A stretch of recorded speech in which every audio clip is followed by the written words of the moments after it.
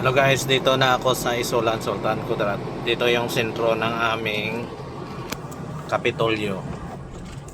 Yan ang Kapitolyo namin. Wow. Kapitolyo doon. At yan, preparation sila sa Kalimudan Festival. Yan nilagay yung mga stante na mga na pamilihan, mga pwesto nila dyan. O yan o, yan o, may rights na. Yun. Yan. Dyan guys. Yan o. O. Yung hospital dyan rin. Diba? Ito mga rights. Dito nilagay nila ang rights. Okay, ako. Yun lang po.